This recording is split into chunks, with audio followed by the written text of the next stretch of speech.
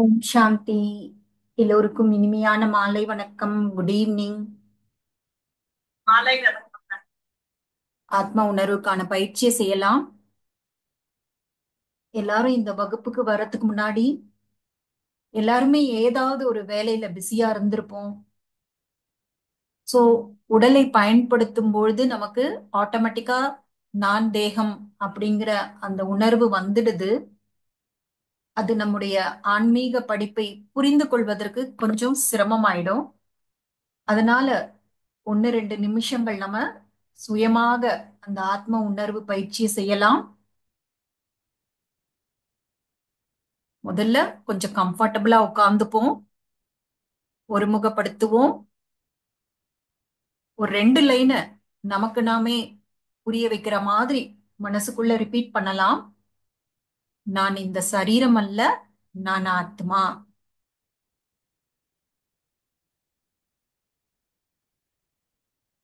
இந்த 2 லைனை நமக்கு நாமே மனசுக்குள்ள ரிப்பீட் பண்ணி அந்த உணர்வுக்கு கொண்டு வருவோம். நான் இந்த அழியக்கூடிய சரீரம் அல்ல, நான் அழியாத ஆத்மா. இது அப்படியே ரிப்பீட் பண்ணுங்க மனசுக்குள்ள.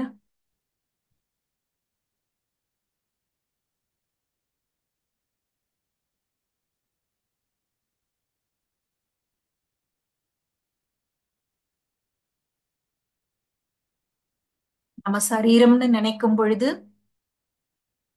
மரண பயம் இருக்கும். ஆத்மான்னு நினைக்கும் பொழுது மரண பயமே இருக்காது.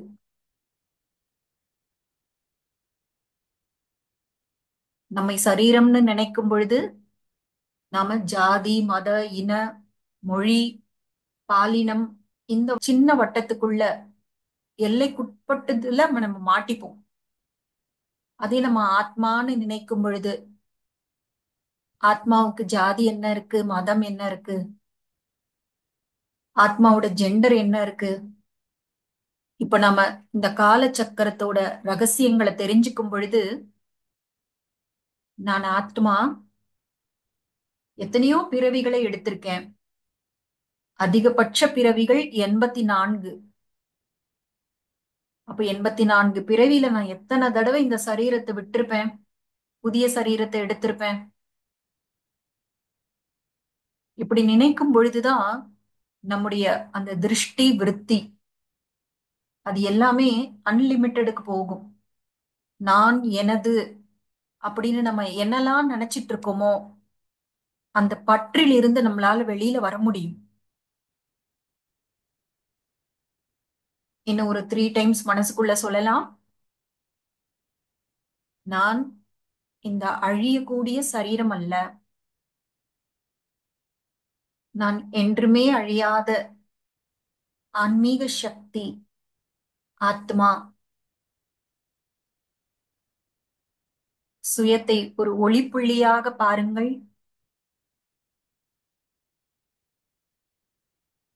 அனுபவம் செய்யுங்கள். நான் இந்த ஒளிப்புள்ளி, பாயிண்ட் ஆஃப் லைட்.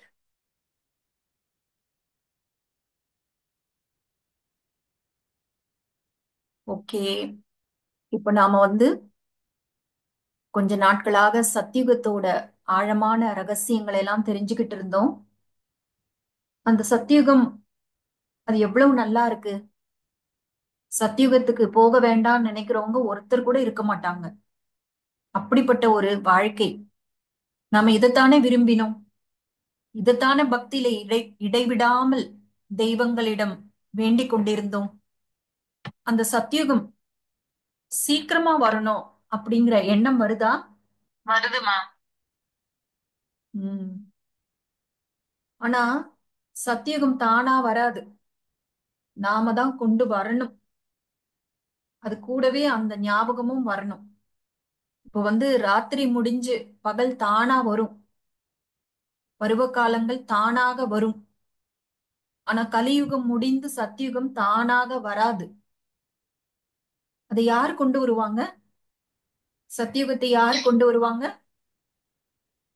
நம்ம தான் நாம தான் கொண்டு வரணும். அதற்கு நம்ம என்ன செய்யணும்? தூய்மையான ஆத்மாவா தூய்மையான ஆத்மா. உலகத்துல கூட தூய்மையான ஆத்மாக்கள் இருக்கிறாங்க. சாது சந்நியாசிகள் கூட தூய்மையானவர்கள் தான்.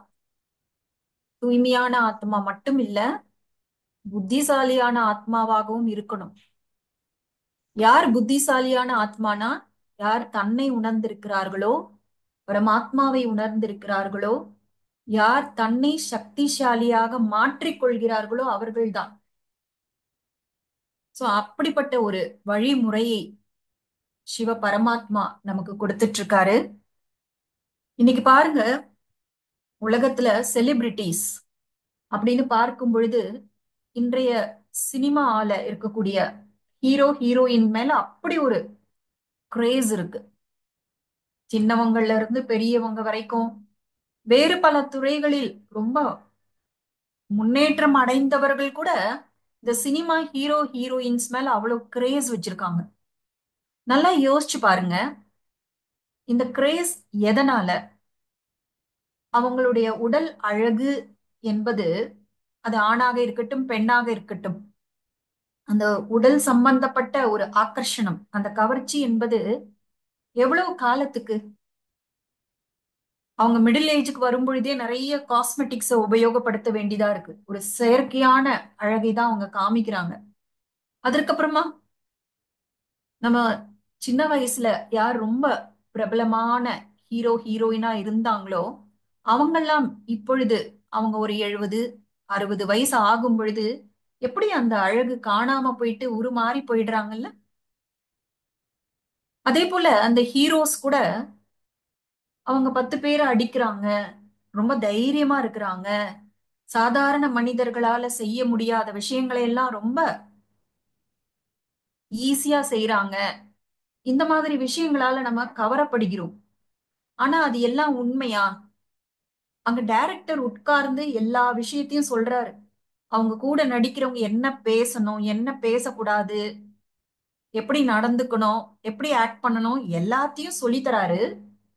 ஹீரோ தன்னுடைய பார்ட்ட அழகா நடிச்சு பேர் வாங்கிடுறாரு. அப்ப இதுல என்ன பெரிய கவர்ச்சி? அங்க உண்மையில எதுவுமே இல்ல, எல்லாமே செயற்கை தான். கரெக்டா இல்லையா? கரெக்டுங்க. ஆனா இங்க நம்ம real hero heroine, hero heroine கூட சொல்ல முடியாது, ரியல் ஹீரோஸ் ரியல் ஹீரோயின்ஸ பத்தி நம்ம கேட்டுட்டு இருக்கோம். அதுல முக்கியமான ஒரு ஹீரோ பிரம்மா பாபா. ஒரு சாதாரண மனிதர் ஸ்ரீ கிருஷ்ணர் ஆகிற அளவுக்கு அப்படி என்னென்ன விஷயங்கள்லாம் செய்தாரோ பின்னாடி நம்ம தெரிஞ்சுப்போம்.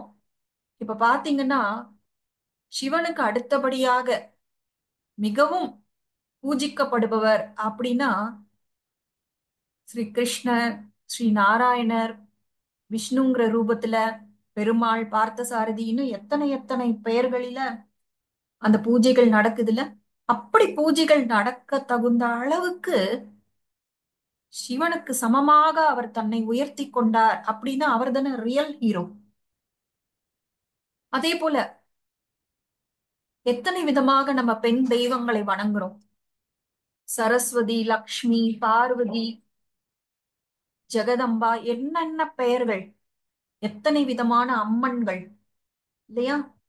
ஒரு சாதாரண ஒரு பெண் எப்படி தன்னை அந்த அளவுக்கு உயர்வாக ஆக்கி கொண்டார்கள்? அந்த தேவதைகளுடைய அந்த டெபினிஷன் நம்ம பார்த்தோம் இல்ல, சர்வகுண சம்பன்ன. அதாவது உலகத்துல எதெல்லாம் தெய்வீக குணங்கள்னு சொல்றாங்களோ அது எல்லாமே அவங்க கிட்ட இருக்கணும். அப்பதான் சர்வகுண சம்பன்னன்னு சொல்ல முடியும். சோலாக்கலா சம்பூர்ண, பௌர்ணமி மாதிரி முழுசா இருக்கணும் ஆத்மா, முழுசா பிரகாசமா இருக்கணும். அந்த அளவுக்கு பவித்ரதா. அஹிம்சா பரமோதரம், மரியாதா புருஷோத்தம், சம்பூர்ண நிர்விகாரி. அங்க ஒரே ஒரு விகார குணம் கூட கிடையாது. இப்படி தன்னை பார்த்து தனக்குள்ள இருக்கக்கூடிய பலவீனங்களை, குறைகளை, இதுவே ரொம்ப பெரிய ஹீரோயிசம். யோசிச்சு பாருங்க, மத்தவங்கள அடிச்சு துவம்சம் பண்றதெல்லாம் கொஞ்சம் நல்லா பாடி எல்லாம் நல்லா டெவலப் பண்ணிட்டோம், அதற்கான இந்த கராத்தே குங்ஃபு என்ன நிறைய இருக்குல்ல, அதெல்லாம் கத்துக்கிட்டோம் அப்படின்னா அதெல்லாம் சாத்தியம்தான். ஆனா தனக்குள்ள ஒரு குறை இருக்கு, அந்த பலவீனம் இருக்குன்னு தன்னை பார்ப்பதற்கு ரொம்ப பெரிய சக்தி வேணும். ஒருத்தர் கூட நமக்கு ஒரு மோதல் வந்ததுன்னா உடனே நம்ம என்ன பண்றோம்? அவங்க இப்படி பேசினாங்க, அவங்க இப்படி நடந்துக்கிட்டாங்க, அதனாலதான் நான் இப்படி பேசினேன், நான் சும்மாதான் இருந்தேன் அப்படின்னு எவ்வளவு நம்ம நியாயப்படுத்திக்கிறோம். நம்மால நம்மீது குறை இருக்கு, நம்ம கிட்ட கூட பலவீனம் இருக்கு, நாம கூட இப்படி பேசியிருக்கலாம், இதை அவாய்ட் பண்ணிருக்கலாம், அவங்கதான் இப்படி கோவமா பேசினாங்க, நாம ஏன் இப்படி பேசிருக்க கூடாது, அந்த மாதிரி ஒரு நொடியாவது நம்ம நினைக்கிறோமா? அப்படியே யாராவது சொல்லிட்டா கூட நமக்கு நம்மே அவங்க குறை சொல்லிட்டாங்கன்ட்டு நம்ம அவ்வளவு வாதாடுவோம். நமக்கே வக்கீலாகி நாம நம்ம கட்சியை வாதாடுவோம். மற்றவர்களுக்கு நீதிபதியாகி தீர்ப்பு சொல்லுவோம், இவங்க அப்படித்தான், அவங்க அப்படித்தான், இவங்களை இப்படிதான் பண்ணணும். இதுதான் பொதுவான நிலை. ஆனா அப்படிப்பட்ட ஒரு காலகட்டத்தில் தன்னை பார்த்து அஹ், தன்னை மெருகேற்றிக் கொள்வது, தனக்குள்ள இருக்கக்கூடிய அந்த குறைகளை கரைகளை நீக்கிக் கொள்வது, இதற்கு ரொம்ப பெரிய தைரியம் வேணும். கரெக்டா இல்லையா? நிச்சயம். உம் அதே போல வெறுமனே தன்னை மாற்றிக் கொள்வது மட்டும் பெரிய விஷயம் இல்ல. தன்னோட தொடர்புல வரக்கூடிய அத்தனை பேரையும் தனக்கு சமமாக மாற்றுவது, இதுவும் ரொம்ப பெரிய விஷயம். நான் என் வரைக்கும் ஒழுங்கா இருந்துட்டு போறேன் அப்படின்னு எல்லாம் நினைச்சா சத்தியுகத்தை உருவாக்க முடியாதுல்ல. அப்ப எப்படி அவங்களுக்கு சத்தியுகத்தோட முதல் ராஜா ராணியாக ஆக முடியும்? பிரஜைகளை அவங்க உருவாக்கணும்ல. சத்தியுகத்துல தேவதைகள் ஆத்மாக்கள் வரணும், அவர்கள் தேவதைகளாக ஆக்குவதற்கு அவங்க பங்களிப்பும் தரணும். இது ரெண்டாவது பெரிய டாஸ்க். அதுலயும் அவங்க ஜெயிச்சாங்க. நம்ம இந்த யஜ்யத்தோட கதையை நம்ம பின்னாடி பார்க்கும் பொழுது, இந்த சின்ன சின்ன வயசுல இருக்கக்கூடிய பெண்களும் ஆண்களும் பிரம்மா பாபா மம்மாவின் மூலமாக எவ்வளவு அந்த மோட்டிவேஷன் இன்ஸ்பிரேஷன் எடுத்துக்கிட்டு தன்னை மாத்திக்கிட்டாங்க, தங்களுடைய வாழ்க்கையை சமர்ப்பணம் செய்தாங்க. இதெல்லாம் காசு கொடுத்து பண்ற விஷயமே கிடையாது, எல்லாமே ஃப்ரீ சர்வீஸ் தான். இப்படிப்பட்ட ஒரு அற்புதமான விஷயத்தை பண்ணாங்க. இன்னைக்கு உலகத்துல எல்லாரும் சேர்ந்து என்ன சொல்றாங்க? அது ஒரு சின்ன 4 தெரு இருக்கிற ஏரியாவாக இருந்தாலும் சரி, ஒரு கிராமமாக இருந்தாலும் சரி, ஒரு நகரமாக இருந்தாலும் சரி, எல்லாருமே மத்தவங்க மாறணும், மத்தவங்க மாறணும், அதற்காக அரசியல் தலைவர்கள் பண்ணணும், இவங்க அதை பண்ணணும், அவங்க இதை பண்ணணும், இப்படிதான் சொல்லிட்டு இருக்காங்களே தவிர யார் முன் வராங்க தன்னை மாற்றிக்கொள்வதற்கு?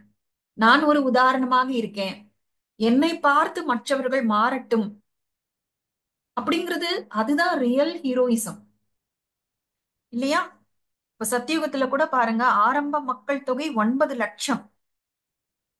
பரமாத்மா என்ன சொல்றாருன்னா, நீங்க விநாசம் எப்போ நடக்கும், எப்போ சத்தியுகம் வரும்னு கேட்கவே கேட்காதீங்க, 9 லட்சம் பேர் தயாராகுங்கள் அப்படிங்கிறார். அதாவது அப்படிப்பட்ட ஒரு படிப்பை நமக்கு சொல்லி தராரு. இப்போ உலகத்துல கூட ஒரு டாக்டர் ஆகணும்னா 4-5 வருஷம் படிப்பு, இன்ஜினியர் ஆகணும்னா அதற்கு சில வருடங்கள், ஐபிஎஸ் ஐஏஎஸ் எந்த ஒரு உயர்ந்த பதவினாலும் அதற்காக ஒரு முறையான படிப்பு இருக்கு. அப்படின்னா இந்த தேவதை ஆவது, ஆத்மா தேவதை அந்த வர்ணத்துக்கு வருவது அப்படின்னா கூட அது கூட ஒரு படிப்பு இருக்கு, அது கூட ஒரு மெத்தடாலஜி இருக்கு. எதுவுமே சும்மாலாம் வராது. சிவபாபா அப்படியே மேல இருந்து ஒரு மந்திரம் சொல்கிறார், அப்படியே இந்த உலகம் சத்தியுகமாக மாறி விடுகிறது, மக்கள் எல்லாம் தேவதைகளாக மாறி விடுகிறார்கள்னா அப்படி கிடையவே கிடையாது. இங்க எல்லாமே ஸ்டெப் பை ஸ்டெப் மெத்தட் படிதான் நடக்குது. அப்போ நிறைய பேரு இந்த ஞானத்தை கேக்குறாங்க, இது கரெக்ட், நல்லா இருக்கு, எங்களுக்கு பிடிச்சிருக்கு அப்படின்னு சொல்றாங்க.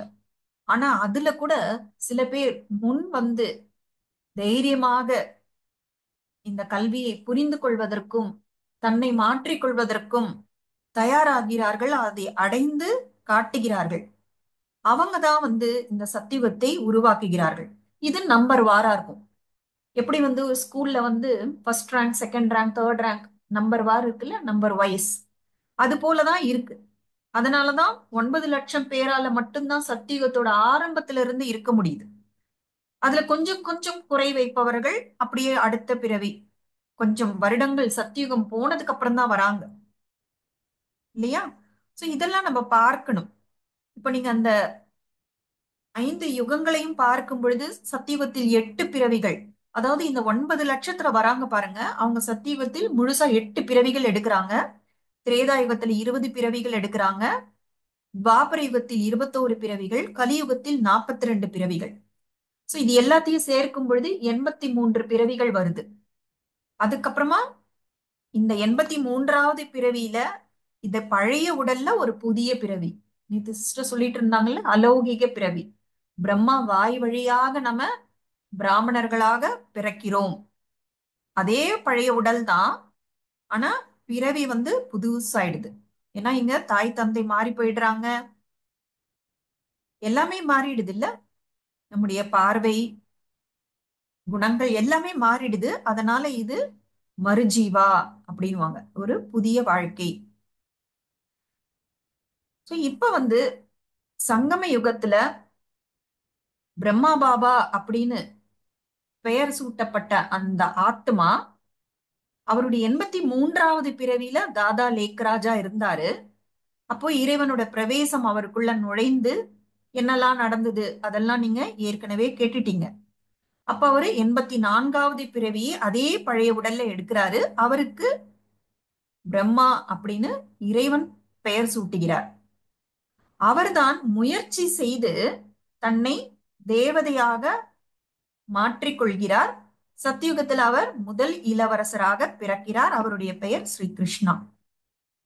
அதற்கப்புறமா அதே ஆத்மா ஸ்ரீ கிருஷ்ணராக இருந்து வளர்ந்து வளர்ந்து அந்த வயது வரும் பொழுது, அரியணையில் அமரும் பொழுது அவர் ஸ்ரீ நாராயணன் எனப்படுகிறார். இதேதான் ராதைக்கும் நடக்குது. இங்க ராதைக்கு என்ன ஒண்ணுன்னா, அவங்க கலியுகத்தில் இருக்கும் பொழுதும் அவங்களுக்கு ராதைன்னு தான் பேரு. அந்த ராதை சங்கம யுகத்துல அந்த அலௌகிக பிறவி இறைவனால எடுக்கும் பொழுது அவங்கள எல்லாரும் மம்மான்னு சொன்னாங்க. அந்த ஆத்மாதான் சத்தியுகத்துக்கு வரும் பொழுது அவங்க ராதை என்ற பெயரில் இளவரசியாக, முதல் சத்தியுகத்தின் இளவரசியாக இருக்கிறாங்க. அவர்களும் வளர்ந்து அந்த வயதை அடையும் பொழுது ஸ்ரீ லக்ஷ்மி என்ற பெயர் சூட்டப்பட்டு முடிசூட்டப்படுகிறார்கள். அவங்களுக்கும் நாராயணனுக்கும் திருமணம் நடக்குது. இவர்கள் இணைந்த சொரூபம் தான் விஷ்ணு எனப்படுகிறது. விஷ்ணுன்னு தனியா யாருமே கிடையாது. ஸ்ரீ நாராயணனும் ஸ்ரீ லக்ஷ்மியும் இணைந்த சொரூபம் தான் விஷ்ணு எனப்படுகிறது. இப்ப இது வரைக்கும் எல்லாருக்கும் புரியுதுங்களா? இதுல ஏதாவது சந்தேகம் இருந்தா நீங்க கேட்கலாம். தெளிவா இருக்குங்களா எல்லாருக்கும்? இருக்குமா? ஓகே. இப்ப நேத்து என்ன சிஸ்டர் சொல்லிட்டு இருந்தாங்கன்னா, இப்ப பக்தியில பிரம்மாவை வயதானவரா காமிச்சிருக்காங்க, சரஸ்வதியை இளமையா காமிச்சிருக்காங்க. இதற்கு காரணம் என்னன்னா, பிரம்மா பாபா உங்களுக்கு எல்லாருக்குமே தெரியும், 60 வயசுலதான் அவருக்கு முதல் நாள் ஞானமே கிடைக்குது. அதற்கப்புறமா அவர் 90+ வரைக்கும் இருந்தார். அப்ப அவரு இந்த சங்கம யுகம் முழுக்க ஒரு வயோதிகராகத்தான் இருந்தார். அதனால்தான் பக்தியில பிரம்மாவை வயதானவராக காமிக்கிறாங்க. அதே போல மம்மா 17 வயதாக இருக்கும் பொழுதுதான் இந்த யஜ்யத்துக்கு வராங்க. அதாவது யஜ்யம்ங்கிற வார்த்தையை நம்ம அடிக்கடி சொல்லுவோம். அதனுடைய அர்த்தம் என்னன்னா யாகம், வேள்வி. அதாவது சிவன் ஒரு வேள்வியை ஆரம்பித்து வைக்கிறார். இப்ப நம்ம அந்த வேள்வி எல்லாம் பண்ணும் பொழுது சில பொருட்களை எல்லாம் அதுல போடுவாங்க இல்ல. அப்படிதான் அந்த ஹோமம் வளர்க்கறது, யாகம் பண்றது அப்படின்லாம் சொல்லுவாங்க. ஆனா இங்க எல்லாமே ஆத்மா சம்பந்தப்பட்ட விஷயம் தான், பிசிக்கல் கிடையாது. அப்ப சிவபாபா கூட ஒரு வேள்வியை ஆரம்பிக்கிறாரு. அந்த வேள்வியில நம்முடைய குறைகளை எல்லாம் அதுல போடுறோம். நம்முடைய அவகுணங்களை, குறைகளை, பலவீனங்களை எல்லாம் போடுறோம். அதனால இந்த பிரம்மா குமாரி இயக்கத்தை நம்ம யக்யம், யாகம் அப்படிங்கிற வார்த்தையில சொல்லுவோம். சோ மம்மா இந்த யஜ்யத்துக்கு வரும் பொழுது அவங்களுக்கு 17 வயசு. அவங்க திருமணம் ஆகாதவர்கள், குமாரி, கன்யா. அதனால்தான் பக்தியில அவங்கள சரஸ்வதியாக, இளமையாக, அழகாக காமிக்கிறாங்க. அதனால உண்மையில பிரம்மாவும் சரஸ்வதியும் கணவர் மனைவி கிடையாது. பக்தியில கூட நிறைய கதைகள் இருக்கு. சில சமயம் சொல்றாங்க பிரம்மா வாயிலிருந்து, அதாவது நாவிலிருந்து, பிரம்மாவோட நாக்குல இருந்து தான் சரஸ்வதி தோன்றினார்கள் அப்படின்னு. அப்ப அவங்க நாக்கிலிருந்து தோன்றினதுனால பிரம்மாவுக்கு மகளாக கருதப்படுகிறார். அப்படியேதான் பக்தியில இப்படிதான் போட்டிருக்கு. பிரம்மாவோட நாக்குல இருந்து பிறந்ததுனால சரஸ்வதி ஒரு வகையில் பிரம்மாவுக்கு மகள். ஆனா பிரம்மா மகளையே திருமணம் செய்து கொண்டார் அப்படின்னு போட்டு மனைவியாக ஆக்கி கொண்டார், இப்படி எல்லாம் வந்து எழுதியிருக்காங்க. இது உண்மையிலேயே எவ்வளவு பெரிய நிந்தனை. ஆனா இதனுடைய அர்த்தம் என்னன்னா, இது ஏன் இப்படி ஆச்சுங்கிறதையும் பின்னாடி பார்க்கலாம். துவாபர யுகத்துல என்னெல்லாம் நடந்தது, எதனால இப்படிப்பட்ட தவறான புரிதல்கள் வந்தது அப்படின்னு அதையும் நம்ம தெரிஞ்சுக்கலாம். சோ இங்க வந்து பிரம்மா வாய் வழியாக பிறந்த ஞானத்தின் மூலமாக தான் மம்மாவும் புதிய பிறப்பு எடுக்கிறார்கள். அவர்களுடைய 84வது பிறவி அப்படிதான் ஏற்படுது. அதனால மம்மாவும் ஒரு பிரம்மா குமாரிதான், பிரம்மாவுடைய குமாரிதான். அப்போ பிரம்மா வந்து மம்மாவுக்கும் தந்தையாக ஆகிறார். ஆனா இந்த 17 வயதான கன்யா அங்க அந்த யஜ்யத்துல இருந்த ஆரம்பத்துல 350 பேர் இருந்தாங்க. அவ்வளவு பேருக்கும் தாயாக விளங்கினார்கள். ஏன்னா ஒரு படைப்பு அப்படின்னாலே அங்க 2 பேர் வேணும், ஒரு ஆண் ஒரு பெண் வேணும் இல்லையா? இப்ப நம்ம கூட வீட்ல அப்பா அம்மா 2 பேர் சேர்ந்து தானே குழந்தைகளை படைக்கிறார்கள், வளர்க்கிறார்கள், பாலனை செய்கிறார்கள். அது போல இந்த யஜ்யத்துக்கு கூட ஒரு மாதா தேவைப்பட்டது. ஏன்னா ஆரம்ப கட்டத்துல நிறைய எதிர்ப்புகள். இது சிவன் பண்ற ஒரு விஷயம்னு யாருக்குமே தெரியல, எல்லாம் பிரம்மா பாபா பண்றாரு அப்படின்னு நினைச்சாங்க. அதாவது சத்சங்கத்துக்கு உள்ள வந்தவங்களுக்கு தெரியுது இது சிவனுடைய ஒரு தொழில், சிவனுடைய காரியம் அப்படிங்கிறத சத்சங்கத்துக்குள்ள வந்தவங்க புரிஞ்சுக்கிட்டாங்க. ஆனா வெளியில இருக்கவங்களுக்கு புரியல, இது ஏதோ பிரம்மா பாபா பண்ற ஒரு காரியம்னு சொல்லி பாபா மேல நிறைய அவதூறுகள், வழக்குகள் அப்படிலாம் ரொம்ப பிரச்சனை எல்லாம் கொடுத்தாங்க. ஆனா பிரம்மா பாபா அதற்கெல்லாம் அசையவே இல்லை. நல்லா யோசிச்சு பாருங்க, நம்ம ஒரு நல்ல காரியம் பண்றோம், ஆனா அதனால ஒரு நிந்தனை வருது அப்படின்னா நம்ம அந்த நல்ல காரியத்தை விட்டுடுவோம். என்ன பண்றது, நான் நல்லதுதான் நினைச்சு செய்யறேன், ஆனா எனக்கே கெட்ட பேர் வருது அப்படிதான் நினைப்போம். ஆனா பிரம்மா பாபா இதனாலெல்லாம் கலங்கி விடவில்லை. ஏன்னா செய்பவர் செய்விப்பவர் சிவதந்தை, நான் வெறும் கருவி. இந்த நிந்தனை எல்லாம் எனக்கு பிரச்சனையே இல்லை. இதுல புகழ் வந்தாலும் சரி, நிந்தனை வந்தாலும் அது எல்லாமே சிவனுக்கு அர்ப்பணம்னு இருந்தார். ஆனாலும் சில சௌகரியங்களுக்காக ஒரு தாய் இருந்தா நல்லது. அதற்காக 17 வயதான அம்மா தாயோட சுரூபத்தை எடுத்தார்கள். இதெல்லாம் நேத்து சிஸ்டர் சொன்னாங்க. ஏன்னா நிறைய பெண்கள் இருக்கக்கூடிய ஒரு இயக்கமாகத்தான் இருந்தது ஆரம்பத்துல. அதற்கப்புறம் தான் ஆண்களும் புரிஞ்சுக்கிட்டு வர ஆரம்பிச்சாங்க. அப்ப பெண்களுக்குன்னா ஒரு பெண் தானே பாதுகாக்க முடியும். ஏன்னா அங்கெல்லாம் வந்து ரெசிடென்ஷியல் ஸ்கூலா இருந்தது, அங்கேயே வந்து தங்கி. இப்ப நாமெல்லாம் வந்து இப்போ ஆன்லைன்ல வீட்ல இருந்தே படிக்கிறோம். இதற்கு முன்னாடி வந்து சென்டருக்கு தான் போய் படிக்க ஆரம்பிச்சாங்க. இந்த கொரோனா பீரியட்ல தான் இந்த ஆன்லைன் சேவாங்கிறதே ஸ்டார்ட் ஆச்சு. சோ அதற்கு முன்னாடி சென்டருக்கு தான் போவாங்க. அதற்கும் முன்னாடி வந்து அங்கேயே போய் மவுண்ட் அபுலயே இருந்துதான் இந்த ஆன்மீக கல்வியை கற்றுக்கொண்டார்கள். அது போல அது நிறைய ஒரு மாற்றங்கள் வர ஆரம்பிச்சுது. சோ அப்ப அங்கேயே தங்கி இந்த கல்வியை படித்து அந்த ஆத்ம உணர்வை கொண்டு வந்து தன்னை தேவதை நிலைக்கு மாற்றிக்கொள்வதற்கெல்லாம் வந்து ஒரு ஒரு பெண்ணுடைய ஒரு சப்போர்ட்டும் தேவைப்பட்டது. அந்த ஒரு சப்போர்ட்டை தான் மம்மா பண்ணாங்க. சோ இப்ப இவங்களுடைய கதைகள் இதையெல்லாம் கேட்கும் பொழுது இது எவ்வளவு இன்ட்ரெஸ்டிங்கா இருக்கு, எவ்வளவு ஒரு ரியல் ஹீரோயிசம் உங்களுக்கு அனுபவம் ஆகுதா? ஆமாங்க சிஸ்டர். ஆமாங்கக்கா. Yes ma'am. ஃபீல் ஆஹ் ஆகுது. உம் இதுதான் நிஜமாவே வீர சாகசம். இது உண்மையிலேயே வீர சாகசமாக இருக்கிறதுனாலதான் துவாபர யுகத்துல இருந்து பக்தி ஸ்டார்ட் ஆகும் பொழுது அந்த தேவதைகளுக்கெல்லாம் அடையாள சின்னமாக அந்த சிலைகளை வடிவமைத்து அந்த பூஜை செய்தல் அப்படிங்கிறது நடந்தது. இப்ப பார்த்தீங்கன்னா பக்தியில கூட பிரம்மாவுக்கு வந்து நிறைய கோவில்கள் இருக்காது. ரொம்ப விரல் விட்டு எண்ணக்கூடிய அளவுக்கு தான் கோவில்கள் இருக்கும். ஆனா சரஸ்வதிக்கு நிறைய கோவில் இருக்கும். ஏன்னா என்னதான் பிரம்மா பாபா சிவபாபா வந்ததுக்கு அப்புறம் தன்னை அந்த அளவுக்கு உயர்த்தி கொண்டார் என்றாலும் அந்த பிறவியில அவருடைய உடல் பதீத்தமாகி விட்டது இல்லையா? அவர் திருமணமாகி அவருக்கும் குழந்தைகள்லாம் இருந்தாங்க.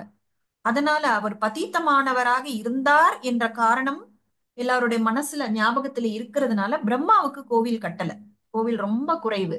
அந்த கோவில்கள் கூட ஏன் இருக்குன்னா அவர் அந்த ஏஞ்சலாக மாறினார்ல. சிவபாபா வந்த உடனே தன் மேல இருக்கக்கூடிய ஆத்மா மேல இருக்கக்கூடிய கரைகளை எல்லாம் அகற்றி, இதெல்லாம் நமக்கு வந்து ஒரு உத்வேகம் வரணும். இப்ப நாம யோசிக்க கூடாது, நாம கூட இந்த பிறவியில நிறைய தப்பு பண்ணிட்டோமே, அப்படிலாம் ஒண்ணும் இல்ல. பிரம்ம பாபா கூட திருமணம் ஆனவர் தான்.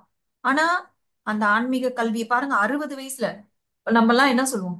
எனக்கே வயசாயிடுச்சு, எதுவுமே புரியல, என்னால எதையுமே ஞாபகத்துல வச்சுக்க முடியல அப்படின்னு சொல்லுவோம். ஆனா பிரம்மா பாபாவுக்கு ஞானம் முதல் நாள் வரும்பொழுதே அவருக்கு 60 வயசு.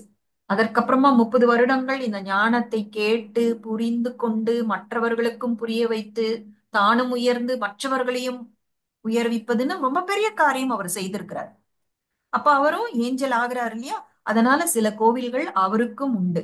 ஆனா மம்மா வந்து ஆரம்பத்தில இருந்தே கன்னிகை. அதனாலதான் அவங்களுக்கு நிறைய பூஜைகள், நிறைய அந்த கோவில்கள்லாம் இருந்தது.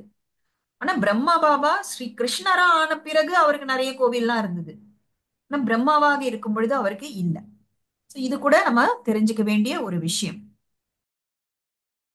அதுக்கப்புறமா மம்மாவுடைய அந்த முயற்சி என்னன்னு பார்க்கும் பொழுது, அவங்க விடிய காத்தால 2 மணிக்கு எழுந்துப்பாங்க. 2 மணிங்கிறது விடிய காத்தாலன்னு சொல்ல முடியுமானே தெரியல. ஏன்னா நான் ஏற்கனவே சொன்ன மாதிரி பிரம்மா பாபாவுக்கும் மம்மாவுக்கும் ஒரு எக்ஸாம்பிளே கிடையாது. எப்படி தன்னை அந்த அளவுக்கு மாற்றிக்கொள்வது? உலகத்துல யாருமே கேள்விப்பட்டிருக்க மாட்டாங்க. தேவதை ஆவதற்கு கூட ஒரு படிப்பு இருக்குமா? தேவதையினாலே தொழுவதற்கு மட்டும்தான், நம்ம வேண்டுதல்களை வைப்பதற்காக மட்டும்தான் அப்படிதானே ஒரு நினைவு இருக்கும். ஆனா தேவதையாக ஆக முடியும், அதுதான் சொர்க்கத்தின் பதவி. அந்த பதவியை வாங்கி தரணும்னா தேவதை ஆகணும். அப்படின்னா அதற்கு ஒரு முன் உதாரணம் இல்லாத காரணத்தினால் அந்த மாதிரி ஒரு சூழ்நிலையில அவங்க சிவபாபா ஆரம்பத்துல கொடுத்த ஞானம் எல்லாம் இப்ப நம்ம பேசுற மாதிரி கிடையாது. இப்ப வந்து பாருங்க, 85 வருடங்கள் உருண்டோடி விட்டனன்னா எவ்வளவு இந்த ஞானத்தை சிந்தனை செய்து கடைந்து அதை புரிய வைத்து இது வந்து பாசிபிள் தான் அப்படிங்கிற மாதிரி ஒரு சிஸ்டமேட்டிக்கா, இப்ப நம்ம கூட பாருங்க 7 days கோர்ஸ் ஒரு சிஸ்டமேட்டிக்கா போகுது இல்ல? ஆனா அப்ப அதெல்லாம் கிடையாது. அப்போ அவங்க முரளியில இருந்து பாயிண்ட்ஸை எடுத்து சிந்தனை செய்து யோகம் செய்து அதை மற்றவர்களுக்கும் புரிய வைத்து அதுக்காக அவங்க பண்ண முயற்சிங்கிறது ரொம்ப மகத்தானது. அவங்க அதிகாலை 2 மணிக்கு எழுந்துப்பாங்க. 2 மணிக்கு எழுந்து டெரஸ்ல போய் உட்கார்ந்துருவாங்க. அப்படியே மெடிடேஷன் பண்ணிட்டே இருப்பாங்க அந்த சிந்தனை செய்து. சோ மற்றவர்களுக்கும் புரியுற மாதிரி அதை சொல்லி, அதனாலதான் வந்து பக்தியில வந்து சரஸ்வதியை என்ன சொல்லுவாங்க? கல்விக்கான கடவுள், கல்விக்கு அரசி.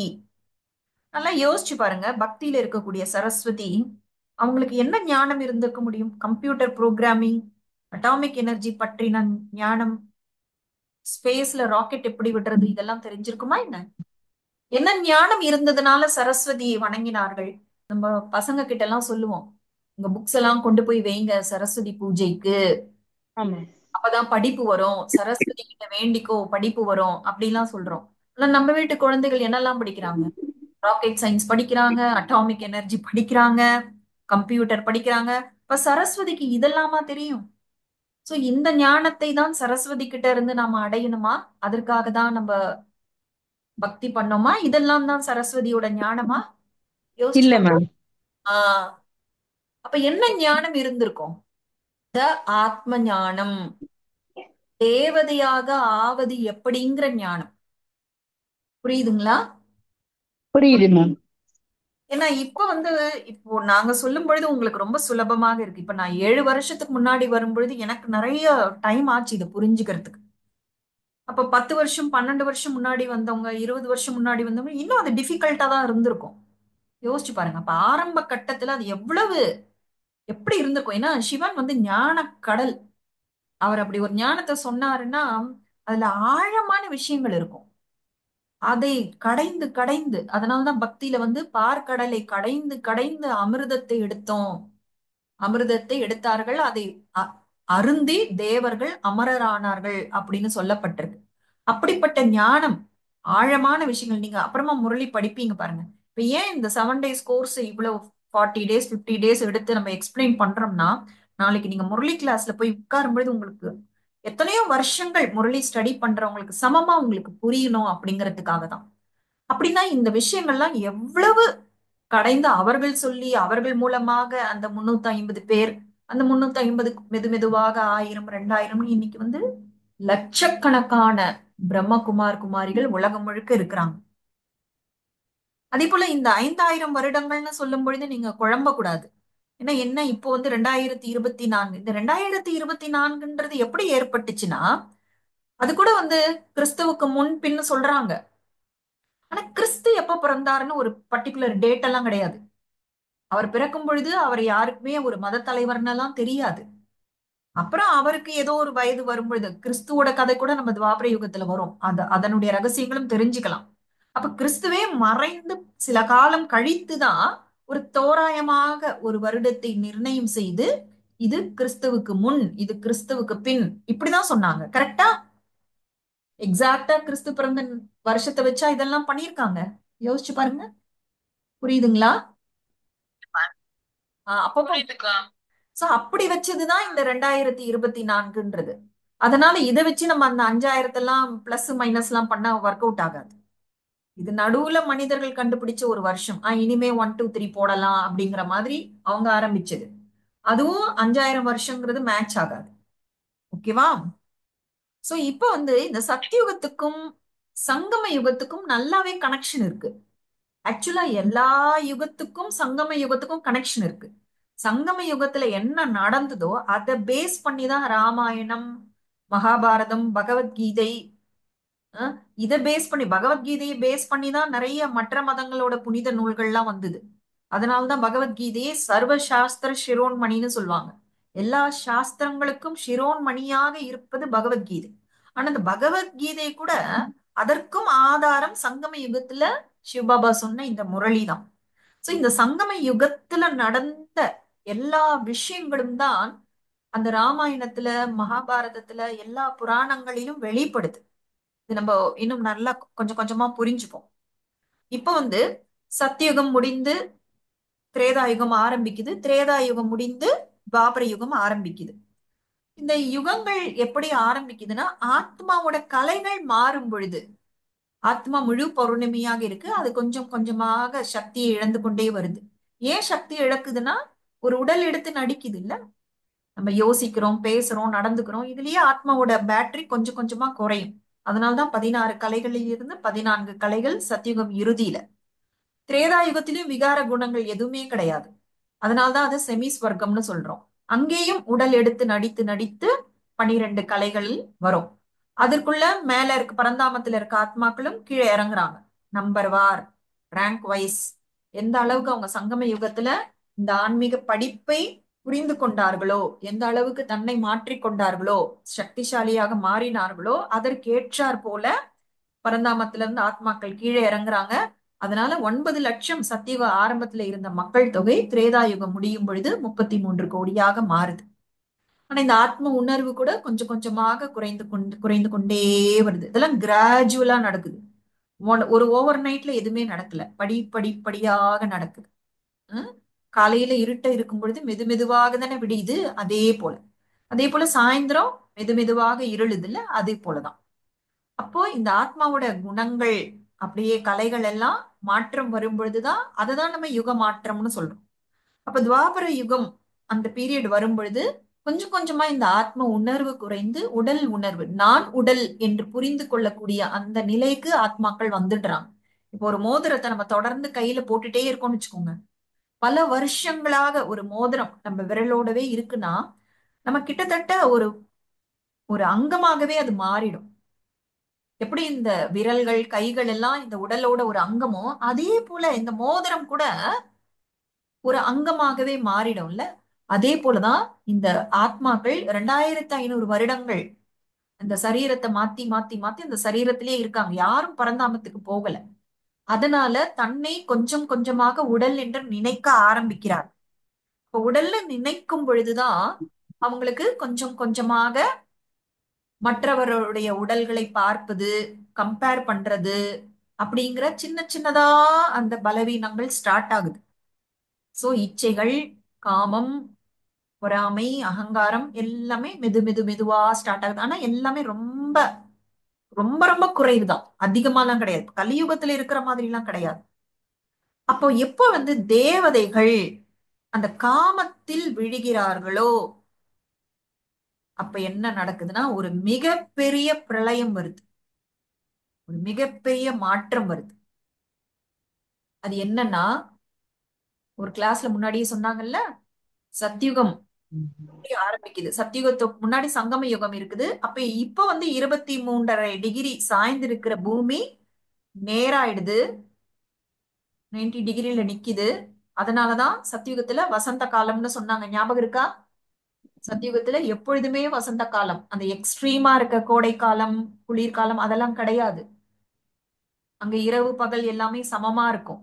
எப்பொழுதுமே பௌர்ணமி இதெல்லாம் சொன்னாங்களே, ஞாபகம் இருக்கா?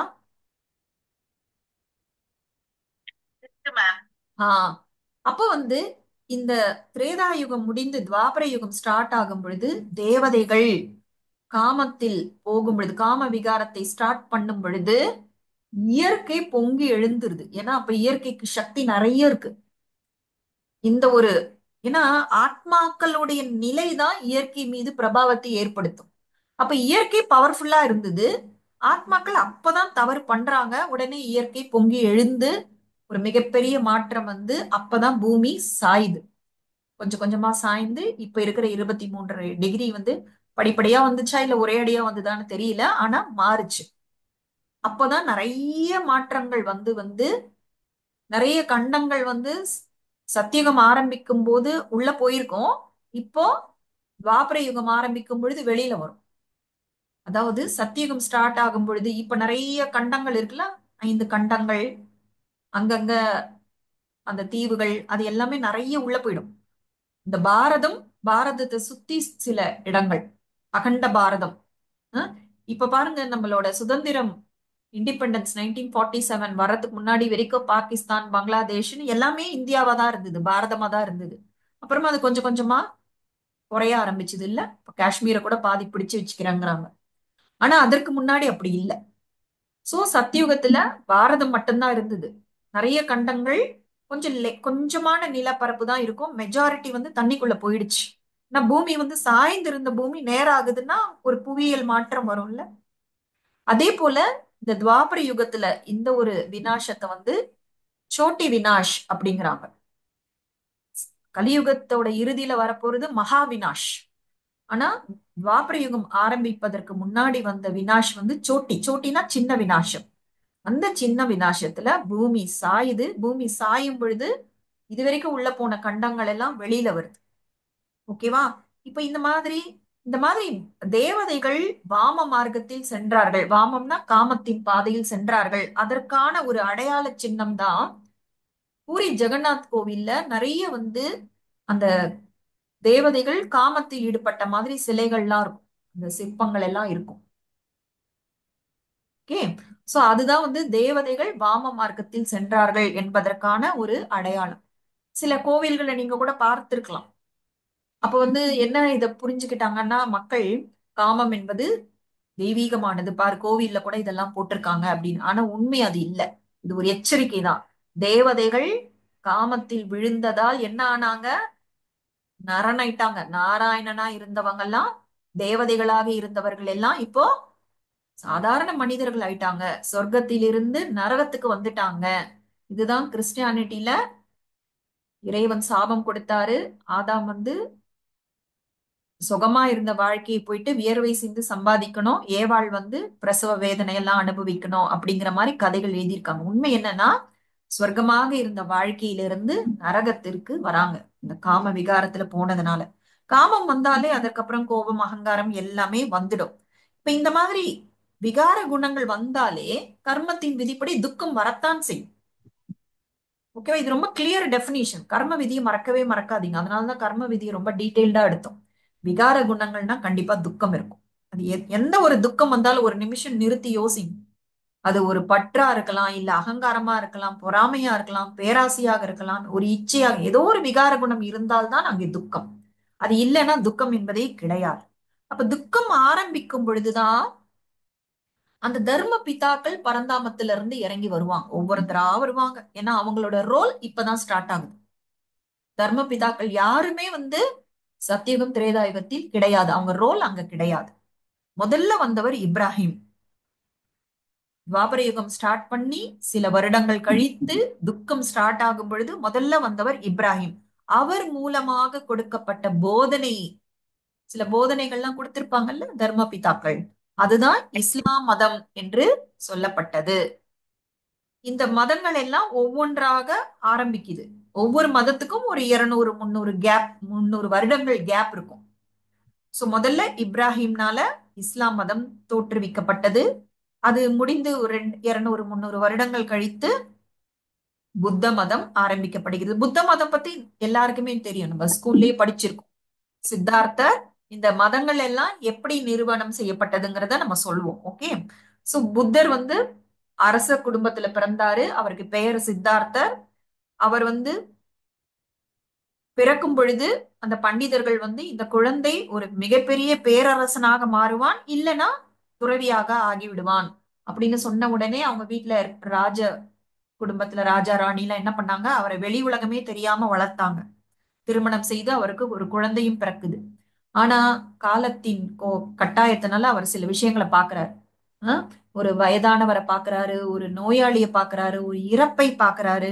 அப்பதான் அவருக்கு இதெல்லாம் முதல் தடவையா தெரிய வரும் பொழுது அவருக்குள்ள கேள்வி, ஏன் இதெல்லாம் நடக்குது, வாழ்க்கையில ஏன் துக்கம் வருது, அந்த கேள்விக்கான விடையை தெரிந்து கொள்ளணும் அப்படிங்கறதுனால அவரு தன்னுடைய மனைவியையும் குழந்தையும் விட்டுட்டு அரண்மனையை விட்டுட்டு வெளியே போறாரு. அதுக்கப்புறம் நடந்த விஷயம்லாம் உங்களுக்கு தெரியும். அவர் ஞானத்தை தேடி அலையும் பொழுது போதி மரத்தடியில் அவருக்கு ஞானம் கிடைத்தது. இது வரைக்கும் தெரியும் நமக்கு. அது என்ன, அதற்குள்ள சில ரகசியங்கள் இருக்கு, அது பின்னாடி நான் சொல்றேன். அதற்கப்புறமா புத்த மதத்துக்கு அப்புறமா ஒவ்வொன்னா வருது. ஜீசஸ் கிரைஸ்ட், அதுக்கப்புறம் சங்கராச்சாரியர் மூலமாக சந்நியாசி தர்மம், அஹ் அதுக்கப்புறம் முகமது நபி அவர் மூலமாக முஸ்லிம் தர்மம். ஏன்னா இந்த இஸ்லாம்ல இருந்துதான் சில பிரிவினைகள் வருது. அந்த மதங்கள்ல கொஞ்சம் தாய் அப்படின்னு சொன்னா இஸ்லாம் மதம். ஆனா அதுல இருந்து ஒரு கிளை இந்த முகமது நபியால முஸ்லிம் மதமாக ஆரம்பிக்கப்படுகிறது. அதற்கப்புறம் குருநானக் சீக்கிய மதம், ஜெயினிசம், அந்த தீர்த்தங்கராஸ், இந்த மாதிரி நிறைய மதங்கள் ஒன்றொன்றாக ஆரம்பிக்கப்பட்டன. சோ இவங்கள் எல்லாமே சில போதனைகள், மக்களை நெறிப்படுத்துவதற்காக சில அறிவுரைகள் சொன்னாங்க. ஆனா அந்த சொன்ன விஷயங்களை கேட்டு புரிந்து கொண்டு தன்னை மாற்றிக்கொள்வதற்கு பதிலாக சொன்னவங்களை வணங்குவது, அவர்களை தெய்வமாக தொழுவது, தெய்வ தூதர்களாக நினைப்பது அப்படின்னு உருவ வழிபாட்டுக்குள்ள ஒவ்வொருத்தரா போக ஆரம்பிச்சிட்டாங்க. ஓகே. இப்ப ஒரே ஒரு மதத்தோட நிறுவனம் எப்படி நடந்ததுன்னு சொல்றேன். அதை வைத்து நீங்க மற்ற மதங்கள் எல்லாம் எப்படி ஆரம்பிக்கப்பட்டிருக்குங்கிறத நீங்க புரிஞ்சுக்கலாம். உதாரணமாக கிறிஸ்துவ மதம். கிறிஸ்துவ மதம் இயேசு கிறிஸ்துவனால ஆரம்பிக்கப்பட்டதுன்னு எல்லாருக்குமே தெரியும். ஆனா இந்த இயேசு கிறிஸ்து என்பது ஒரு ஆத்மா கிடையாது, 2 ஆத்மாக்கள். அதாவது இயேசு என்பவர் இந்த பூலோகத்துல ஆல்ரெடி பிறப்பு சக்கரத்துல இருக்கிறார். ஓகேவா? இப்போ அவருக்கு 30 வயசு, தோராயமாக 30 வயசு இருக்கும் பொழுது மேல இருந்து ஒரு ஆத்மா இந்த ஆத்மாக்குள்ள பிரவேசமாகுது. எப்படி சிவ பரமாத்மா பிரம்மா பாபா உடல்ல பிரவேசம் ஆனாரோ, அதே போல கிறிஸ்துங்கிற ஆத்மா, கிரைஸ்ட்ங்கிற ஆத்மா பரந்தாமத்திலிருந்து அப்போதான் மேல இருந்து கீழே இறங்கி இந்த இயேசுவின் உடலில் பிரவேசம் ஆகிறது. அப்படி பிரவேசம் ஆன பிறகுதான் போதனைகள் ஸ்டார்ட் ஆகுது. அவர் சொன்ன அந்த போதனைகள் தான் இயேசு கிறிஸ்துவோட காலகட்டத்துக்கு பிறகு பைபிளாக எழுதப்பட்டது. அது பழைய ஏற்பாடு புதிய ஏற்பாடுன்னு 2 பைபிள் எடிஷன்ஸ் இருக்கு. ஓகேவா? இதனால்தான் கிறிஸ்டியானிட்டியில ட்ரினிட்டின்னு சொல்லுவாங்க. ட்ரினிட்டினா 3. அப்படின்னா என்ன? பரமாத்மா அவர் இருக்காரு, காட். அவங்க சிவபாபா எப்படி சொல்றாங்க? காடுன்னு சொல்லுவாங்க, இன்கார்பரியல் காட். காட் இஸ் லைட்னு சொல்லுவாங்க. அதற்கப்புறமா கிரைஸ்ட், கிறிஸ்துன்னு ஒரு ஆத்மா. அதுக்கப்புறமா ஜீசஸ்னு ஒரு ஆத்மா. சோ 3 ஆத்மாக்கள். இப்ப என்னன்னா, ஜீசஸ் கிரைஸ்ட் ஒரு பொழுதும் தன்னை கடவுள்னு சொன்னதே கிடையாது. சன் ஆஃப் காட் அப்படின்னு தான் சொல்லியிருக்காங்க. இறைவனுடைய மைந்தன், பிதா பிதான்னு அப்படி சொல்லிட்டே இருப்பான் இல்லையா? அந்த பிதா தான் ஆதாம் ஏவாளை படைத்தார். அதற்கப்புறம் தான் இந்த உலகம் உருவாக்கப்பட்டது அப்படின்னு சொல்றாங்க. அந்த ஆதாம் ஏவாளோட ரகசியம் இப்ப நமக்கு தெரியும். இந்த உலகம் படைப்பது அப்படிங்கிற ரகசியமும் நமக்கு தெரியும். ஒரு விஷயம் நல்லா ஞாபகம் வச்சுக்கோங்க, இந்த உலகத்துல எப்பொழுதுமே மனிதர்கள் இல்லாத நிலை என்பது கிடையவே கிடையாது.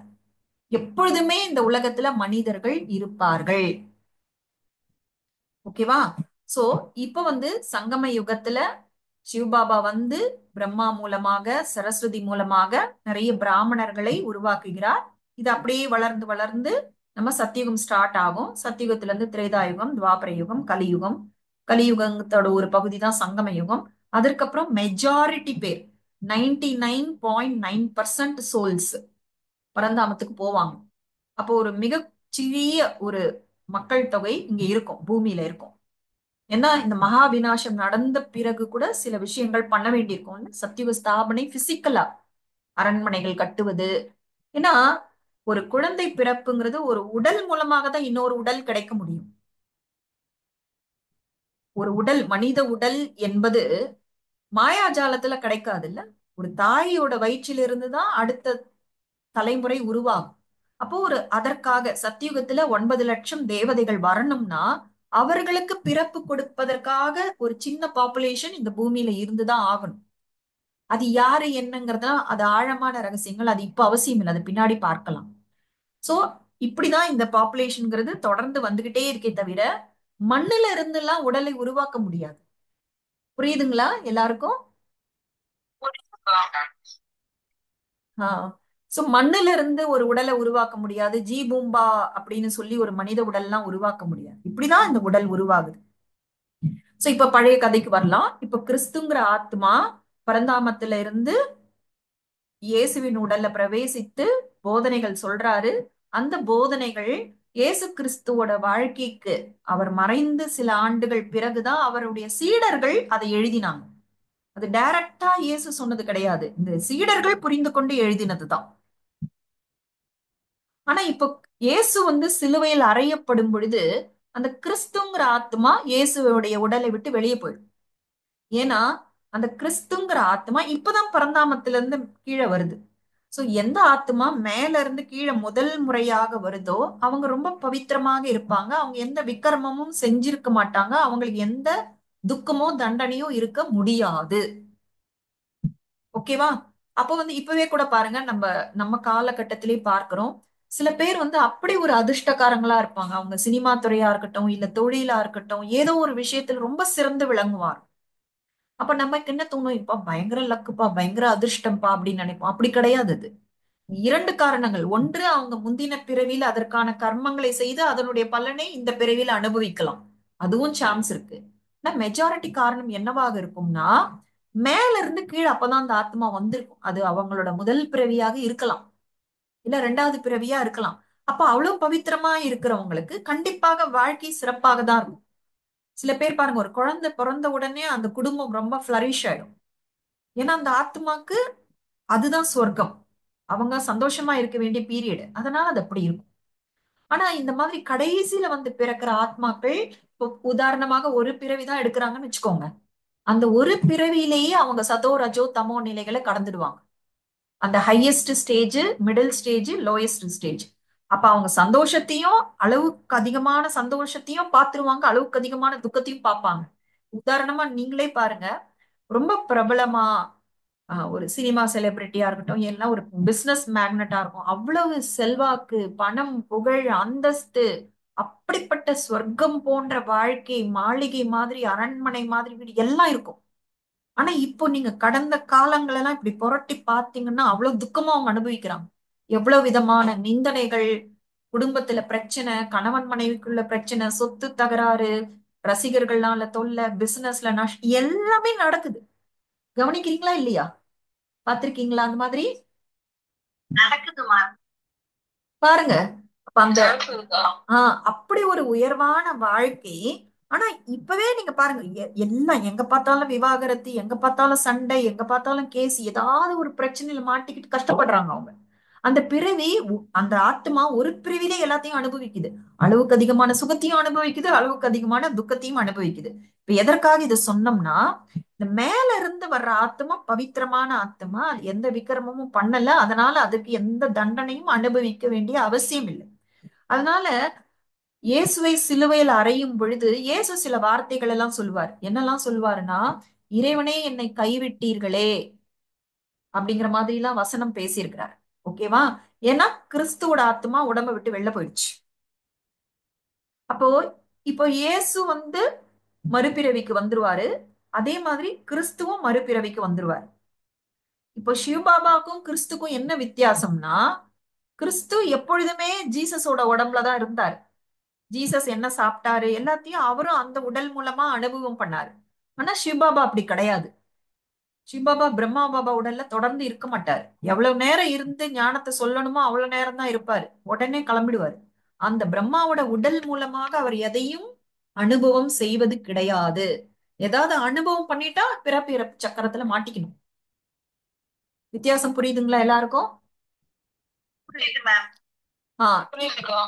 இப்போ அதுவும் இல்லாம என்னதான் பவித்திரமான ஆத்மாவாக இருந்தாலும் ஒன்று அந்த உடல் மூலமாக சில விஷயங்களை அவங்க அனுபவிக்கிறாங்கன்னும் போது அந்த கர்ம பந்தனம் வந்துடுது. அந்த செட்டில்மெண்ட் பண்ணி ஆகணும். கர்ம கணக்க செட்டில் பண்ணணும். இது ஒரு காரணம். ரெண்டாவது காரணம், எந்த ஒன்றை படைத்தாலும் அதற்கு பாலனை செய்யற கடமையும் இருக்கு இல்லையா? இப்ப சில போதனைகள் சொல்லி சில ஃபாலோவர்ஸ் அவங்களுக்கு வராங்கன்னா அங்க படைத்தல் நடக்குது. கிறிஸ்துவ மதம் உருவாக்கப்படுகிறது. இப்ப என்ன நடக்கும்? இந்த கிறிஸ்துவ மதத்தை சேர்ந்த ஆத்மாக்கள் மேல இருந்து இறங்குவாங்க. கிறிஸ்துவ மதத்தை சேர்ந்த ஆத்மாக்கள் பரந்தாமத்துல இருந்து இறங்கி இறங்கி இறங்கி இந்த கிறிஸ்துவ மதத்தோட பாப்புலேஷன் இன்க்ரீஸ் ஆகும். அப்ப பாலனைன்னு ஒண்ணு தேவைப்படுது இல்ல? அப்ப எப்படி கிறிஸ்து பரந்தாமத்துக்கு போக முடியும்? அப்ப கிறிஸ்துவோட ஆத்மா இப்பதான் முதல் தடவையாக ஒரு தாயோட கர்ப்பத்துல போயிட்டு குழந்தையாக பிறப்பார். அவர் கண்டிப்பாக ஏதாவது ஒரு போப் அந்த மாதிரியா இருப்பார். அவருக்கும் அந்த பிறவிகள், மரணம், பிறப்பு இறப்புங்கிறது அந்த தொடர்ல வந்துகிட்டே இருப்பார். இது ஒரே ஒரு மதத்தோட கதை. இயேசு கிறிஸ்து இதேதான் ஒவ்வொருத்தருக்கும் நடந்தது. இப்ப புத்தர்னு கூட எடுத்துக்கோங்க. சித்தார்த்தருக்கு எதுவுமே தெரியாது. அவரே கேள்வியோட தான் அலைய ஆரம்பிச்சாரு. நிறைய இடங்கள்ல காடு மேடு பள்ளம் எல்லாம் நிறைய பேரை பார்த்து அந்த அந்த கேள்விகளுக்கு பதில், மெடிடேஷன், தியானம் எல்லாம் பண்ணினாரு. ஆனா அவருக்கு போதி மரத்தடியில உட்காரும் பொழுதுதான் ஞானம் கிடைச்சது. அப்ப போதி மரத்துக்கிட்ட உட்கார்ந்தா ஞானம் கிடைக்கும்னா இதற்கு முன்னாடி கூட நிறைய பேர் அதே போதி மரத்தடியில உட்கார்ந்து இருப்பாங்க. எல்லாருக்கும் ஏன் ஞானம் கிடைக்கல? ஒரு மரம் எப்படி ஞானத்தை கொடுக்க முடியும்? இந்த கேள்வி எப்போதாவது உங்களுக்கு வந்திருக்கா? இப்ப வந்து மேம். ஓகே. இது என்னன்னா அதே கதை தான். இப்போ சித்தார்த்தரோட ஆத்மா வேற, புத்தருங்களோட ஆத்மா வேற. இந்த புத்தரோட ஆத்மா பரந்தாமத்துல இருப்பாரு. அவர் நேரா கீழே இறங்குவாரு. சித்தார்த்தருக்கு ஒரு இந்த ஞானத்துக்கு, இந்த கேள்விக்கு எனக்கு பதில் கிடைக்காம நான் போகவே மாட்டேன்னு அடமா அந்த போதி மரத்தடியில போய் உட்கார்ந்துருவாரு பாருங்க. அந்த நேரத்துல புத்தரோட ஆத்மா சித்தார்த்தரோட உடம்புல பிரவேசம் ஆகி ஞானத்தை சொல்ல ஆரம்பிக்கும். அப்ப வெளியில இருக்கவங்களா என்ன சொன்னாங்க? புத்தருக்கு ஞானம் கிடைத்து விட்டது. ஞானம் எங்க இருந்து கிடைக்கும்? போதி மரத்தடியில இருந்து எல்லாம் கிடைக்காது. சோ புத்தர் சித்தார்த்தருக்குள்ள நுழைஞ்சு ஞானத்தை சொல்றாரு. அதுக்கப்புறமா எல்லா மதங்களும் நிறுவனம் பண்ண மாதிரி சில ஃபாலோவர்ஸ் வருவாங்க. அவங்களுக்கு பிடிச்சிருக்கும். ஓ இதுதான் காரணமா என்னோட துக்கத்துக்கு அப்படின்னு அப்படியே அவங்க எங்கெல்லாம் போறாங்களோ அங்க அந்த மதம் அப்படியே பரவும். அதே போல புத்தருடைய ஆத்மாவும் ஒரு கட்டத்துல சித்தார்த்தரோட உடலை விட்டு பிரிந்து போயிட்டு ஒரு தாயோட கர்ப்பத்துல போய் பிறவி எடுத்து அதே மதத்துல பிறந்து அந்த பாலனை கொடுப்பாங்க. சோ ரெண்டு மதங்களோட உதாரணங்கள். இது எல்லாமே ஆழமான ரகசியங்கள். இது சிவ பரமாத்மாவை தவிர வேறு யாராலும் சொல்ல முடியாது. புரியுதுங்களா? இப்ப இயேசு கிறிஸ்துக்கு கூட அவ்வளவு புரிஞ்சிருக்காது. தனக்குள்ள இருந்து வேற ஆத்மா தான் இந்த ஞானத்தை எல்லாம் சொல்லுதுங்கிறது புரியல. இறைவன் தான் என்ன பயன்படுத்துறாரு, இறைவன் தான் பேசுறாருன்னு அப்படின்னு அவரும் நினைச்சிருக்கலாம். அதே போல புத்தருக்கும் ஏதோ ஒரு சக்தி தனக்குள்ள இருந்து ஞானத்தை சொல்லுது. இதுதான் மகானாத்மாக்கள் கூட நிறைய பேர் பண்ணது. எந்த ஒரு மகானாத்மா மிகப்பெரிய ஞானத்தை சொல்ல முடிஞ்சிருக்கு, அது ஒரு மிகப்பெரிய பிரபாவத்தை மக்களிடையே ஏற்படுத்திச்சு, ஒரு மாற்றத்தை ஏற்படுத்துச்சுன்னா கண்டிப்பா அது ஒரு ஆத்மாவாக இருக்காது, இரண்டு ஆத்மாக்கள். அந்த இன்னொரு ஆத்மாவும் தன்னை போல ஒரு ஆத்மாங்கிறது தெரியாம இறைவன் என்னை பயன்படுத்துறாரு, இறைவன் என்ன பேச வைக்கிறாரு, இறைவன் தான் என் வாய் மூலமா சொல்றாரு அப்படின்னு எல்லாரும் நினைச்சுக்கிட்டாங்க. சோ இந்த இரண்டு உதாரணங்கள் போதும் இந்த மதங்கள் எல்லாம் எப்படி உருவாகினது அப்படிங்கிறது. இது தவிர சிவபாபாவு பிரம்மா பாபா மூலமா செய்ததற்கும் மதங்கள் ரெண்டு ஆத்மாக்களால உருவானதுக்கும் வித்தியாசம் இருக்கு. ஏன்னா இது நேரடியாக சிவன் வந்துடுறாரு. ஏன்னா எல்லாம் பார்த்தாச்சு, நிறைய மதங்கள் வந்தது, நிறைய நல்ல விஷயங்கள் சொன்னாங்க. ஆனா என்ன நடந்தது? இப்ப நம்ம பக்தியில என்ன நினைச்சோம்? கடவுள் யுகம் யுகமாக பிறக்கிறாரு, இத்தனை அவதாரங்கள் எடுக்கிறாரு. ஒவ்வொரு தடவையும் தர்மம் கீழே போகும் பொழுது இறைவன் அவதரிக்கிறாருன்னா அப்ப ஏன் வந்து கலியுகம் வரணும்? சத்தியுகம் தானே வந்திருக்கணும். இறைவன் அவதாரம் எடுக்கிறாருன்னா சத்தியுகம் தானே வந்திருக்கணும். ஏன் துவாபர யுகம் கலியுகமா போச்சு? கலியுகம் என்ன மோசமான கலியுகமா போச்சு? So இதை நல்லா யோசிக்கணும். அதே இப்ப பாருங்க, சிவ பரமாத்மா டைரக்டா டிராமால என்ட்ரி கொடுத்த உடனே மிகப்பெரிய மாற்றங்கள்லாம் நடக்குது. சத்தியுகம் நம்ம கண்களுக்கு தெரிய ஆரம்பிக்குது. இந்த உலகம் மாறும், தேவதைகள் இருக்கிறாங்க, இப்பவே தேவதைகள் உருவாகிட்டு இருக்காங்க அப்படிங்கிறத நம்மால பார்க்க முடியும். இதுதான் அந்த வித்தியாசம். இறைவன் வந்ததுக்கு அப்புறம் கூட உலகம் மாறல, இன்னும் மோசமா போயிட்டே இருக்குன்னா அப்ப அங்க அவதார நோக்கமே இல்லாம போயிடுது. ஓகேவா? சோ இந்த விஷயம் எல்லாருக்கும் புரியுதுங்களா? அதே இப்ப கூட இன்னும் கூட இந்த துவாபர யுகத்தில் நடந்த விஷயங்கள் எல்லாத்தையுமே நான் நாளைக்கு ஷேர் பண்றேன். ஏன்னா அந்த இந்து மதத்தை பற்றி, துவாபர யுகத்துல எப்படி சாஸ்திரங்கள் எழுதப்பட்டன, இந்த ராமாயணம் மகாபாரதம் எல்லாம் எப்படி உருவாச்சு, அதனுடைய ரகசியங்கள் என்ன அப்படிங்கறதெல்லாம் நம்ம நாளைக்கு பார்க்கலாம். இப்ப கலியுகத்துல சங்கம யுகம் நடந்துட்டு இருக்கு இல்ல மேம்? ஆமா. இதே மாதிரி திரேதா யுகத்துக்கு முடியிறப்பவும் சங்கம யுகம் வருமா? அதாவது சங்கம யுகத்துல ரெண்டு அர்த்தம் இருக்கு. ரெண்டு யுகங்கள் சேருவது அப்படின்னா அது சங்கமம், கான்ஃப்ளூயன்ஸ் ஏஜ்னு சொல்லுவாங்க. ஓகேங்களா? அப்படி பார்த்தா சத்தியுகம் திரேதா யுகத்துக்கு நடுவுல ஒரு சங்கம யுகம் இருக்கு, திரேதா யுகத்துக்கும் துவாபர யுகத்துக்கும் நடுவுல ஒரு சங்கம யுகம் இருக்கு. ஆனா இந்த சங்கம யுகம்ங்கிறது ரொம்ப வித்தியாசமானது, ஸ்பெஷலானது. ஏன்னா இது கல்பத்திலே மாறுது. இப்ப கலியுகம் முடிஞ்சு சத்தியுகம் வருதுன்னா அடுத்த கல்பம் வருது இல்ல? அதனால இந்த சங்கம யுகம் விசேஷமானது. இன்னொன்னு வந்து ஆத்மாவும் பரமாத்மாவும் நேரடியாக சந்திக்கிற ஒரே சமயம் இந்த சங்கம யுகம் தான். ஆத்மா பரமாத்மாவை சந்திக்க முடியுது இல்ல? அதனால இந்த சங்கம யுகம் மற்ற சங்கம யுகங்களை விட விசேஷமானது. இந்த சங்கம யுகத்தின் மூலமாக ஸ்வர்க்கம் உருவாக்கப்படுது. அந்த சங்கம யுகத்துல இறங்கி இறங்கி தானே வந்தோம். சத்தியுகத்துல இருந்து திரேதாக்கு இறங்கினோம், திரேதால இருந்து துவாபரைக்கு இறங்கினோம், துவாபர யுகத்துல இருந்து கலியுகத்துக்கு இறங்கி தானே வந்தோம். உலகம் மோசமான நிலைக்கு தானே போச்சு. கரெக்டுங்களா? சோ இந்த சங்கம யுகம் தான் விசேஷமானது.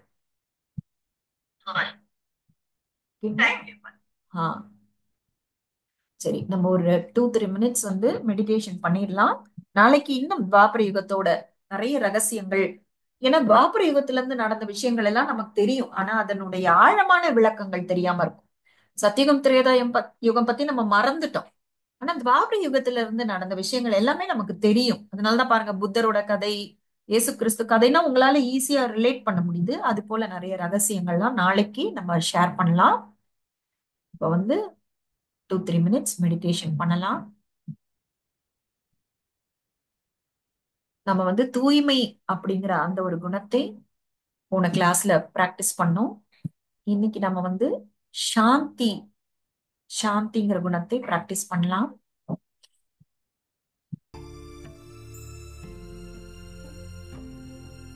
உடலை ஸ்திரமாக வைத்துக் கொள்ளுங்கள்.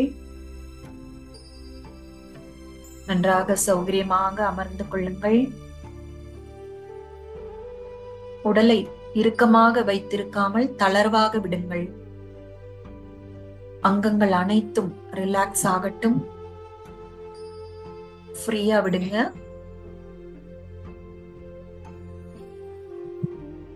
கவனத்தை உடலில் இருந்து நெற்றியின் மையத்துக்கு கொண்டு வாருங்கள். அங்கே இரு புருவங்களுக்கு மத்தியில் சின்னஞ்சிறிய நட்சத்திரமாக ஜொலிப்பது நான் ஆத்மா. நான் ஆத்மா. இந்த எனர்ஜி இல்லை என்றால் இந்த உடலினால் எந்த பிரயோஜனமும் இல்லை. நான் அழியாத சக்தி ஆவேன். சாந்தி என்னுடைய சுய தர்மம். வெளியே எங்கேயும் தேடினாலும் கிடைக்காத ஒன்று எனக்குள்ளே கடல் அளவு இருக்கின்றது. சாந்தி என்னுடைய உண்மையான குணம். எனக்குள்ளே நான் எப்பொழுது வீணான எண்ணங்களை கொண்டு வருகின்றேனோ அப்பொழுது எனக்குள்ளேயே இருக்கும் சாந்தியை என்னால் அனுபவம் செய்ய முடியாமல் போகின்றது. இப்பொழுது நான் இந்த ஆன்மீக ஞானத்தின் மூலமாக தூய்மையாகிக் கொண்டே செல்கின்றேன். எனக்குள் இருக்கும் அவகுணங்களை, எனக்கு கெடுதல் செய்யும் விரோதிகளை நான் கைவிடுகின்றேன். இதனால் நெகட்டிவ் கர்மங்களை உருவாக்காமல் என்னை நானே காத்துக் கொள்கின்றேன். கர்ம விதியை அறிந்ததன் மூலமாக இதுவரை என் வாழ்க்கையில் நடந்த விஷயங்களை ஞானத்தின் பார்வை மூலமாக பார்க்கின்றேன். நடந்தது அனைத்தும் துல்லியமானது.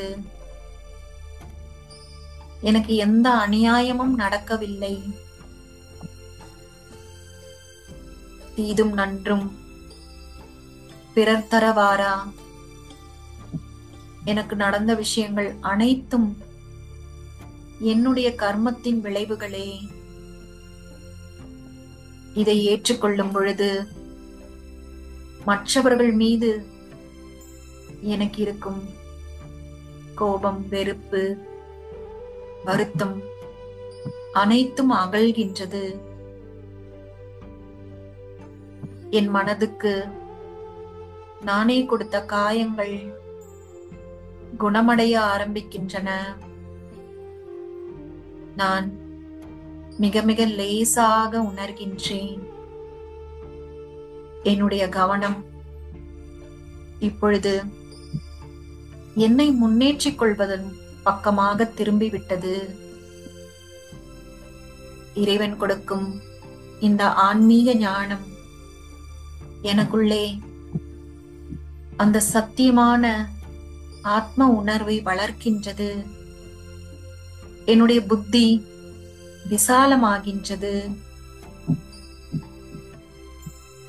எப்பொழுது வாழ்க்கையில் நடக்கக்கூடிய விஷயங்கள் என்னை பெரிதாக பாதிக்கவில்லை, மற்ற விஷயங்கள் அனைத்தும் பொருட்படுத்தக்கூடியதாக இல்லை, அனைத்தையும் நான் மிகவும் லேசாக எடுத்துக்கொள்கின்றேன்.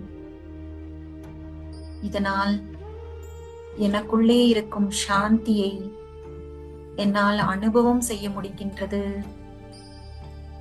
இந்த சாந்தி நாளுக்கு நாள் அதிகரித்துக் கொண்டே செல்கின்றது. பரமாத்மாவின் பார்வை இப்பொழுது என் மீது இருக்கின்றது. பரமாத்மாவை பாருங்கள். செம்பொன்னிறமான உலகத்தில் பிரகாசமான நட்சத்திரமாக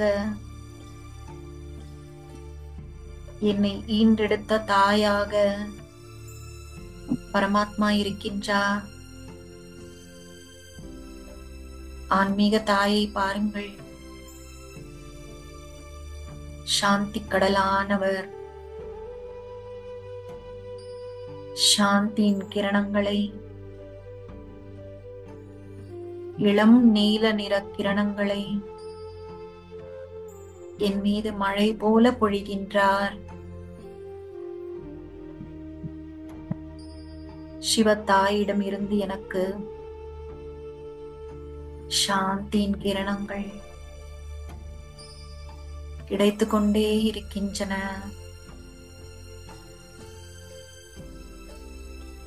என்னுடைய மனம் சாந்தி கடலில் மூழ்குகின்றது.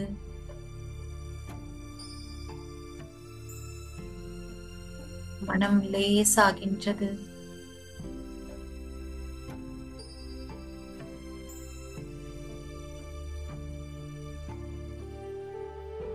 நான் சாந்தியால் நிறைந்திருக்கின்றேன்.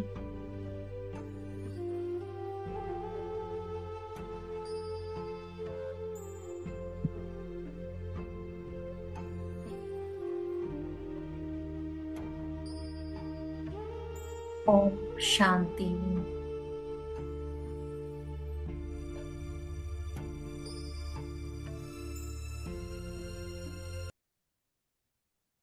ஓகே. ஓம் சாந்தி. Good night. Good night, madam. Om Shanti, madam. Om Shanti. Good night, madam. ஓம் சாந்தி மேடம். ஓம் சாந்தி. Good night. மீண்டும் நாளை சந்திப்போம். Okay, madam. Thank you.